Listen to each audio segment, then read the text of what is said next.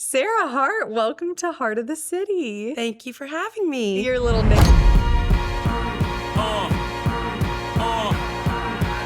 namesake, Sarah Hart on Heart of the City. We love Hart, H-A-R-T of the city. Correct. Yes. Hart, Yes. H-A-R-T on my shirt. Exactly. You're here for me. Correct. For those who may not know, Sarah Hart is an amazing chef in our city. You have opened multiple restaurants. You've been in the food industry for most of your career until Hart Hive has opened and brought us into the gift space with you, which has been amazing. Yes. So we're going to dive into all the things, but let's start in the food world. Okay. When was like your love of food born? Do you remember? Oh, like young. Started cooking with my mom, probably like 6 or 7. And then I started hustling people at church, making sourdough bread and selling it after church. And I said, like, from probably 8 years old that I was going to be a chef one day. And just started cooking for fun. But, like, if one of my mom's friends had a baby or was sick, I would be like, will you help me make a dish? And I want to take it over. It was my favorite thing to do. Okay, that's so cute. So you've always had that, like, hospitable spirit. Yeah, I would say so. That's so sweet. Yeah. Okay, if someone walks into your kitchen and says, make me the dish you're most proud of, what are you making? Probably anything Italian. That's my specialty. But I love to make all kinds of different ethnic foods. It just depends on what you're craving. But I would say the things I cook the most and like where my heart really is Italian food. I love that. Speaking of Italian food, you kind of got you're kind of infamous for your Sunday sauce, right? Which is your spaghetti sauce. Yes. Talk us through that a little bit. Well, I went to culinary school after high school and went through all the classes, and you go through, European classes, you go through prep work, you go through nutrition, all the things. And I was like, I wonder what I'm going to be so excited about. And anytime I was in any European focused class was my favorite, but I started cooking Italian when I would get home from work, like home from school, home from work, I would cook. I ran a wine bar at the time when I was in college. I would cook for everybody, family dinner. How fun. And I just started doing it from then on, just working on my sauce recipes, working on all the things that I love to cook that take a long time. It's like pouring your love into a pot of sauce became my thing. So like when you were crafting this sauce, would you like have others taste it? Was it just fully you that you were like, okay? Oh yeah, I would have everybody taste Everyone it. would I would taste make it. it. I would How edit it. I would fun. change the recipe. I have my original recipes with sauce splattered all over them with all of my notes in like binders that I've kept for like my nephews to have one day. That's Nobody so else can have sweet. them, but my nephews can have them. So I don't want you to tell me what it is if there is one, but like, is there a secret ingredient in your Sunday sauce that you would say is maybe not traditional? Yes. Oh, love. Okay. Okay, so I know that from your past, you've like catered for NASCAR drivers, you've competed with famous chefs, like you kind of had a wild culinary experience earlier in your career. Mhm. What is kind of one of the wildest stories from that season of life that comes to mind? Oof. A lot of memories flood, but yes, I used to private chef for some NASCAR drivers in Charlotte when I was in culinary school. And one day I just showed up to one of their houses. I had everything with me in the car, and I walked in and they were having a full-on party, and there was like 30 people there, and he just like handed me a wad of cash. He was like, you're gonna have to go to the store, get more food.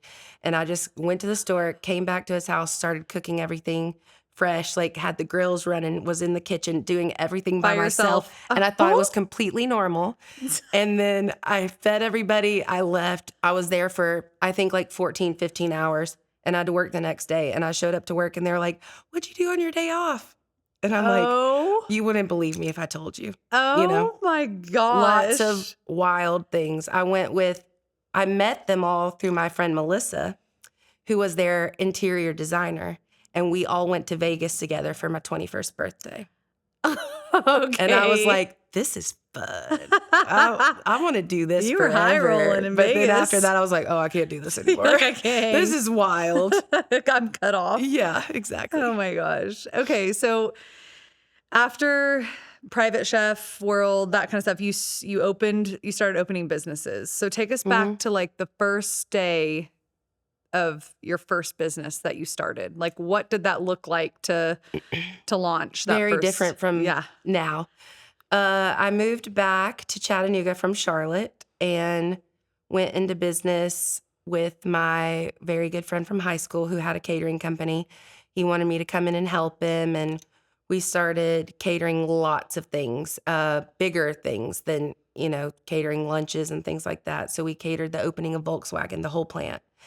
And we didn't know what we were doing. And he just trusted me to like run alongside him. I handled this end, he handled this end. And then I was like, okay, like the catering world is different from what I've always done. But then I was like, I think I could be good at this. So then I ended up buying it from him.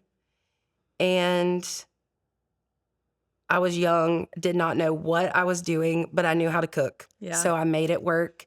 I had like 15 college student employees, mostly all boys, that came and helped me lift everything, haul Oh, everything, unload. the We have schleppers. stories nightmare stories. Oh, no. Food crashing in the van on the way to an event, and you have to unload everything in front of the client. It was just, Oh. I'm so glad I don't do that anymore.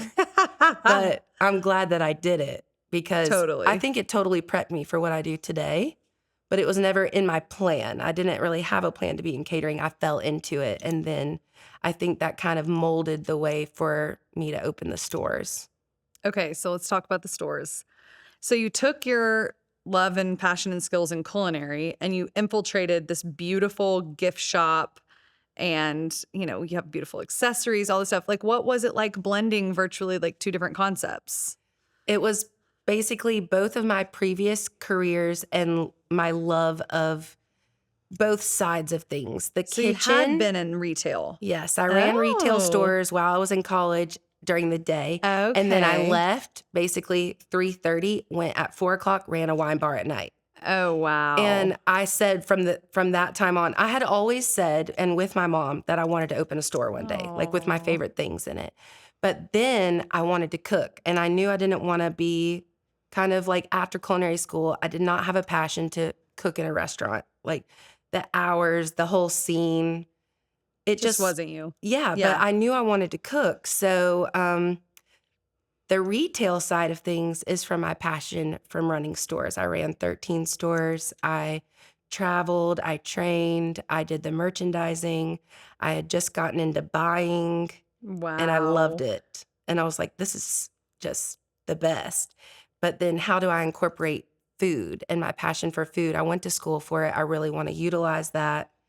And it took me a while to figure out how I could blend them until COVID, really.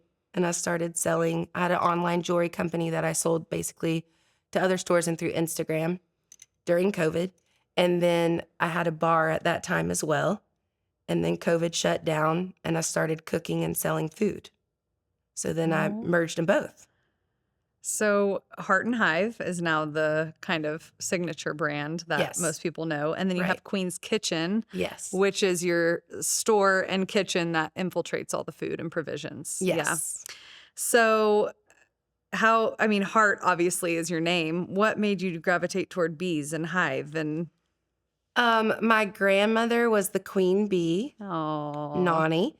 And I just had this, my cousins are into bees and they, have all their honey products and everything. And just one day when I named my first company, my accessory company, I was like, I'm going to name it Belle and Bee after my best friend. We call each other Belle, and the bee for Nani. And then I added the crown. I was like, it'll be a like ode to Nani.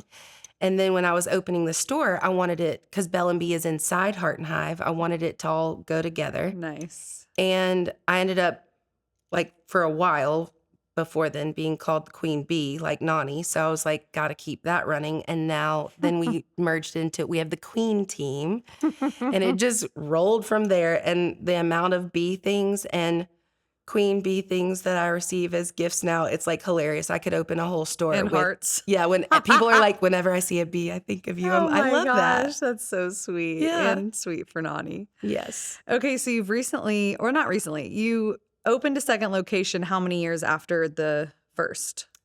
3 years. 3 years after. Mhm. So how was the second location opening, and how has that experience differed from the first? It's a totally different side of town. It's a different groove out there. It's getting our name out there for people that aren't in our neighborhood. Queen's Kitchen and Hart Hive, our flagship store, are across the street from each other. So everybody knows it in that neighborhood. People love to just go on their golf cart, come and pick up dinner, grab some chicken salad, grab pasta. So we're really well known in that community. It's also the community that I live in. I've had other businesses in. So our second location was a different experience. We made it kind of a different vibe. We have different merchandise out there, but it's still the food is always the heart of what we do. Nice. And so it's fun. It's fun to go out there. It's like being in another world to me. Yeah. Other side of town is like I call it another state, basically. Going up to another state. Yeah. Okay, so how do you handle competition? You know, people trying to replicate what you're doing, or maybe trickling into brands you carry. I mean, how have you navigated that over the years? It was hard for me for a while. It hurt because I'm like, we have such a unique mix of things. And that's what people always say when they walk in. They're like, I've never been in a store like this with It's this so mix. true. And I heard one of our girls say to a client the other day, I was in the back room pulling out new merchandise, and she said, if you knew our owner, you'd understand it's her whole personality. And That I was is like, so true. I love that. Because Wait, some that's people so walk in, they're cute. like, what's going on here? Yeah. And then some people walk in, they're like, oh my God, this I is get it. genius. Yeah. I can take dinner home and buy myself a gift and That's so great. grab whatever I need for the weekend. So it was hard. Yeah. And it still is hard when I see other people kind of try to replicate a version of what we do. I'm like, am I mad about this? But then everybody always tells me it's the sincerest form of flattery. You It just have to is. roll with it. It's part of the, world that we're in. And Yeah. we're just going to keep doing what we're doing. Yeah. We're going to be different. I'm always going to be true to what I set out to do. And that is the blend of everything that we carry is special to me. That's so, and no one can replicate that I part don't of it. think so. I No. mean, everybody can do their own version, which is the Totally. beauty of it. Yes, I want to exactly. do my version. Yeah, that's so sweet. I love that.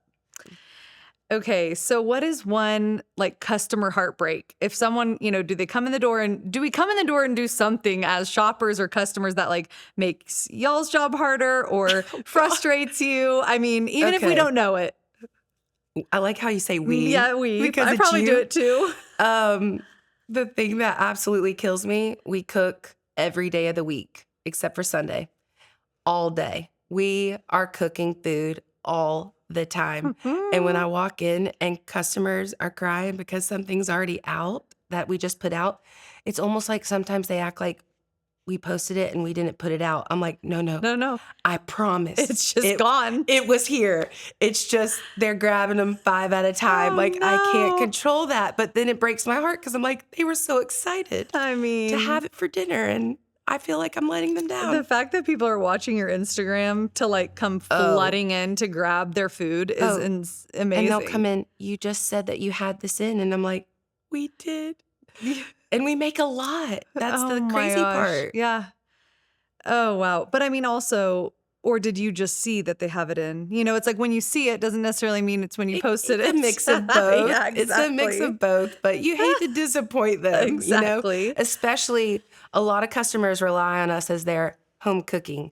Like they're taking our Yeah. food as their food. They're going to go home and put it in a nice bowl. Oh, I've had customers call me on my cell phone. Hey, do we put whole roasted garlic in our lasagna? And I'm like, what do you mean? oh, And she's What? like, I'm in my pantry right now. Answer me yes or no. My whole family's here. oh my And I'm God. like, we do. We do. We Sure do. And I'm like, you know what? You bought it. You can say whatever you You want. own it. That is amazing. It's become my favorite thing when I get Oh the my messages. gosh. Hey, what did we put in this? And I'm like, we put this, and that. Yeah. Huh? The team did this, but I don't know what you've done. That Exactly. is cute. Oh my God. Okay, so you mentioned the team. Y'all's dynamic is just so sweet. I mean, it's not just a work team. It is No. truly like family. You guys really just have such a special dynamic. I sense that every time I come in. Has that been like some intentional step you've taken? Like, what do Oh, you do yeah. to create that culture? Well, I've worked at several places where it feels like it starts out that way and then you realize it's just not that way, you know? And my biggest thing is I want you to come to work and feel like it's not work. I want you to be Yeah. happy. The happier So they sweet. are, the happier the stores are, you know? Yeah. And it's a huge reflection on us, our customer service, the people that we bring in. We're super careful with the faces that we put out there because we're wearing a shirt every day on it that says be kind. We're trying to make sure we're putting out more for the community than we are just for money and for It's so sales sweet. and, really trying to build a family. And, the main store is run by my mom and the Empire is also run by one of my best friends. So And sweet. the main person that cooked with me every day was one of my best friends, but it's our stores. It's our, Yeah. it's our brand. And they represent it the way that if I'm not there, it makes me That's happy, so true. you know? I've never walked in and had a bad experience with any single person Well, there. that's good. That would be It's sad if you told me you did. no, no. I mean, I would be shocked if it happened, but it's true. I mean, they are an extension of you, and you've really Yeah. And I've talked about doing a form or version of this for over 20 years. And wow. so my friends know that. My friends supported this dream. My friends encouraged me to do this. My friends were Wow. like, what can we do to help? They were stamping bags in my kitchen before we That's ever so opened and did a pop sweet. up, We've done it all together. Hannah Yeah. actually worked for me at my catering company. Oh That's how we gosh. met. Like she's been with me the whole time and she's truly the other side of my brain. I don't Yeah. have to say it much what I need her to do because she's already on it. She Mhm. knows the other side of what I'm not getting done because mainly I'm in the kitchen or I'm merchandising the stores. That's So, so sweet. and my mom's the same way. Like she's handling the other side of things that I don't even have to touch. Yeah. So, Where is your favorite spot to be? oh, the kitchen. The kitchen. But I Okay. love a break and being in the store and just working with customers. And when customers walk in, you're I here. know, And it's I'm like, oh, this exciting. is fun. But then they say, where's JoJo? Oh, yeah, I'm little always like, you doggy. get to see me, but the shop dog's off today. Shop dog's taking a break. Oh Yeah. my gosh. Okay, if your team had to describe you in just a few words, what do you think they would say? Oh, no. Crazy. That's definitely going to be on everyone's list. Okay. Crazy. Driven, I would say, Okay. and a little wild. Okay. Crazy and wild. We get Yeah. a double whammy. Oh, for I sure. love it. Yeah. What are your like non-negotiables in a workplace environment? Like what do you not compromise on as far as like, attitude or follow through or whatever? Like what are some of your non-negotiables? First and foremost, I always say we've got to lead with kindness. Mhm. You never know what people are going through, and we've all been through a lot. We've had a lot of ups and downs in the past almost 5 years trying to build a business, going through COVID, adding businesses on top of it, getting new buildings, doing all the things that we do, growing, together. Yeah. And so kindness is first and foremost. And then I would say we always have to have fun. We make it fun every day. Even on a challenging day, at the end, I'm always like, all right, we've got to turn this around. That's If we need so to have a sweet. margarita, if we need to walk down to Rosecomb, if we need to go to Primo and have a family dinner, and we always try to do those in between, go on a river float, do something That's fun so together fun. outside of work. And I always That's try so to add good. in little surprises or funny things for them, during the regular work week and just have a blast. Yeah, I love that. That's so good. Okay, so you are a big personality. You're a lover, you're a giver, you're a caretaker, and we all sense that when we come in the door. It has to get a little socially exhausting, maybe? I mean, when your battery's empty, like what do you do to recharge? I've learned a huge lesson in the past probably few years that I have to say no sometimes, and that Mhm. was hard for me. Mhm. I used to say yes to everything. I would be in the kitchen at midnight fixing something that had to go out the next morning for somebody who called last minute. They need this, they needed that, they need hot catering. I'm like, sure, no problem. And then I'm like, We don't do no, that. why am I doing this to myself? And even sometimes, during the day, I'll be like, yeah, I can't wait to go to dinner and drinks and let's do this. And then at the end of the day, if I don't have it in me and I have to write to my friends or the work crew, I don't have it. You Yeah. know, sometimes I hit my limit and I have Yeah. to listen to that. And I believe wholeheartedly in self-care. Go and get a Love that. massage, get Yes. your rest, wake up and take a walk before you start the day. Like, I just have to do some things that are just for me Yeah. now. And I didn't used to do that as Yeah. much. So after a long day, are you like going home and is it therapeutic to like cook a beautiful meal for yourself? Are you going home to like No. eat crackers and cheese? Like Yeah. what does this look like? Like cottage cheese and celery or In the ordering a bed? Thai salad and Okay, taking a shower takeout. and go to bed. Nice. I What used to love to cook at home. Yeah. No, not You're cooked anymore. out. When you cook hundreds of pounds of food, you enjoy letting someone else cook for you Yeah. afterwards or just not. Yeah. On my days when I don't cook all day, I love to go somewhere. I love to go Mm. somewhere local, a What are place your that I love. go-tos? Ooh, always Boathouse. Mm-hmm. Um, I love Calliope, Mm. Little So Coyote, good. Sidetrack. Nice. Those are Yeah, good I have ones. my spots. Mm-hmm. I love that. Yeah. Okay, so you mentioned your flagship stores are in a little neighborhood, Riverview, which is so special. It's tight knit. It's lots of little boutiques and local Yes. shops and restaurants. Riverview did suffer a huge loss in Joe this year. And Oh, so gosh. I Don't know, make me cry. I know, but I know how close you guys were. I know how much he impacted that neighborhood and probably just the draw to be there as a business owner and as a person. Yes. You know, how has that impacted, especially since he's passed? You know, how has that impacted the way you work and just the Oh, overall? in a big way. Yeah, Yeah. He was my bud. I He was know. right across the street. I fed him lunch at least 3 times a week, if not treats. Do you have any ice cream? You know, it was always, he was just, I mean, I can't even honestly put it into words, but No. it's a huge loss for our neighborhood. And for me personally, Yeah. for sure.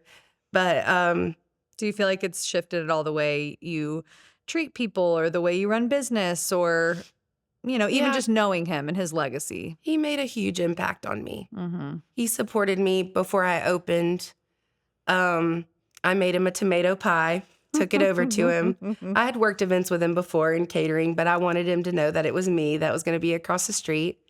And I told him I would love for a part of you to be in my store. I just think that you are this neighborhood. I'm so happy to be in this neighborhood. And it was important for me for him to shine throughout my That's so stores sweet. too. Yeah. And we did a lot of fun projects together, and there are a lot of odes to him in both stores, in Riverview and in Ottawa. I love that. And yeah, there will always be because he was extremely important to us. Yeah. That's so sweet. Yeah. Love him. So what kind of like anchors you when hard times hit? You know, it's like personal, like everyone talks about like work-life balance and all the things, What's but that? sometimes that's just not a thing, you know, Yeah. especially when we're feelers and lovers and givers and yeah. So like what anchors you? Who or what do you turn to kind of like get through the hard times? Oh, I rely on my family and friends a lot. Yeah.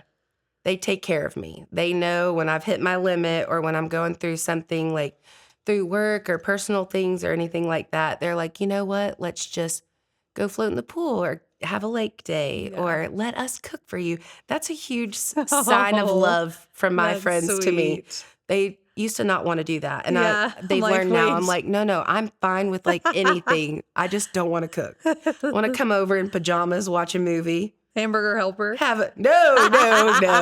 No. I'm talking snack board. Let's do a snack board. Okay. No hamburger helper. We can do that. I draw the line at casseroles typically. Okay, yeah. I'm against cream of chicken, cream of mushroom, anything. No gravy. Oh Other than my that, gosh. just Yeah. some chill time usually. Exactly. Or I love to get away. If I can jump in the car, in a plane, even if it's for 3 days, Yes. to just get away, see something else, get some culture, come home, I feel like a new person. That's so sweet. Okay, who in your life has shaped you maybe the most and like in what way? Oh, wow. I would definitely say my parents. I'm a very hard blend of both of them. I look just like my dad with a wig on, and I act a little bit more like him. And they both have extremely giving hearts. And so that's always been a thing of mine that I wanted to represent them in that way forever. That's so You know. sweet. So sweet. You got me crying over I here. know. What is Sorry, I going need the on? tissues out. We're the worst. Golly. Started with Joe. You knew that was going to happen. I know. Oh my gosh. Okay, well we'll lighten it up. Okay, I have a game. Okay. It's called the Queen's Command. Oh. Okay. Okay. So I'm going to ask you just a series of questions. So you're just, first things coming to mind. This is scary. Okay, if you could ban one overrated food trend, what would it be? Oh, gosh. Everything being boards. Like Yes. a butter board, a seafood board, a bagel board, a charcuterie Like leave it board. in the tub. We don't need to smear it on a board. Why does it have to be on a board? That's I don't so get true. it. You might have kind of like Don't say fed that. this beast. I 'cause your charcuterie boards are board. so good. I draw the line at the others. Oh my God. Okay. If you could declare a signature dish of Chattanooga, what would it be?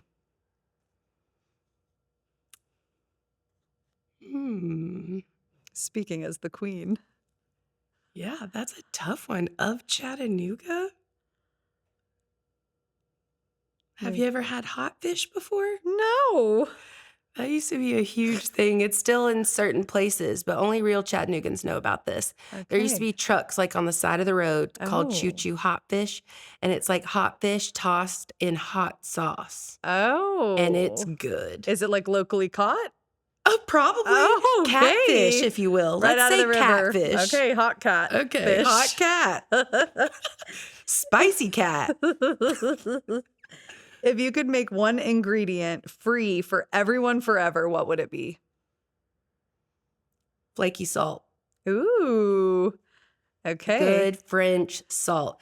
I put it in my water every morning. I add a little bit in my coffee. I top all my cookies with flaky salt. Ugh. We use it. We go through buckets of it at Queen's. Buckets. Yeah. I'm obsessed. If you could have one celebrity eat at your table, who would it be? Anthony Bourdain. Ah, great Hands answer. down. Great answer. The best. And if you could crown one local Chattanooga business as royalty, who would it be and why? Ooh. You're really pulling out some tough ones for me today. The Barn Nursery. Oh, They've been around forever. yeah. They so never true. say no. It's so true. They're always giving. You see them at personally. Cole's gonna kill you that you said that. They never say no. Okay, I'm saying not to money or like Yeah, financial yeah. donations. I'm saying They'll figure they it will out for always you. help someone. Yeah. They will always create a beautiful Totally. space. But the thing that I'm more so saying about them is they always show up. It's so They're true. at every charity gala. They help fundraise for so many people. They They do really- beautiful things. But the biggest thing that stands out to me about them is when Joe passed, Cole was the first one that reached out to Victoria and I and said, how can we help? We have spaces. I can create some positions. And also just, he's just good to his people and it is. shows. Yeah. When you walk in there, he's feeding them lunch. Yeah. And to his me, turnover is little. Yeah. he has created an incredible community and he has taken that over from his parents, which is incredible. Yeah. Yeah. It's so true. That's such a good one. All right. We'll give them a crown. Crown. What is your favorite meal to prepare at Queen's Kitchen, like for the community? Like either that it gets them super hype or, I know your Sunday sauce we've already talked about, but Yeah. I would say at Queen's, probably lasagnas and charcuterie boards. oh, We're making charcuterie boards all day, every day.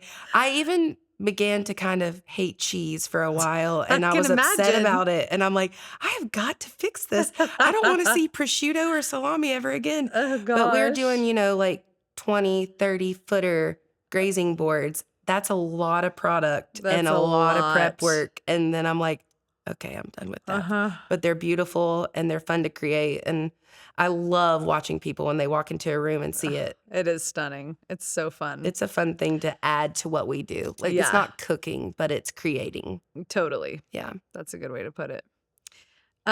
Which has been more challenging, the catering business or running the storefront?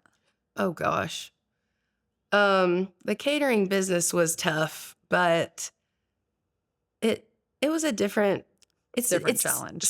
so yeah, Yeah. challenges at both, but very different. I will say the thing that I love the most about the stores is that I get to make what I wanna make. Somebody's not ordering So it, true. and I can change it up if I want to, and I don't have to go anywhere to do it. I That's don't have to so haul it. I don't nice. have to carry everything to a Ugh, venue and set it all up, break it all down, that wash it, part. clean it. It's just in my kitchen, in my space with my girls, Yes. and I love that. Yeah, that's so good. Okay, so you are kind of a serial entrepreneur. So what do you feel like when you look ahead? Is there anything that comes to mind as like a next? I have a few things on my list that I'd like to do. Okay. The girls have me on a freeze for a while. They're like, we're Okay. adding nothing to Okay. this We empire need them. because we've hit a huge growth spurt. So they're like, right now, our eyes are on the prize of just keeping up with the growth, Sustaining. staying ahead of Yeah. things and not falling behind, which is huge, Yes. and So true. owning a business. So right now, my that's my goal. Okay. I love it. Just stay ahead of things. All right. Lastly, I want you to fill in the blank. The heart of Hart and Hive and Queen's Kitchen is. Our team. Yeah. Because if it wasn't our team, if it wasn't those girls and one guy, I One must guy say, we now. have a token guy. Love. A king in the castle, if you will. But if it wasn't for them, our customers wouldn't be coming back. Yeah. It's about our community, our people, our food. To me, that's the heart of what we do. Love it. You're wonderful. Thanks, Sarah. Thank you.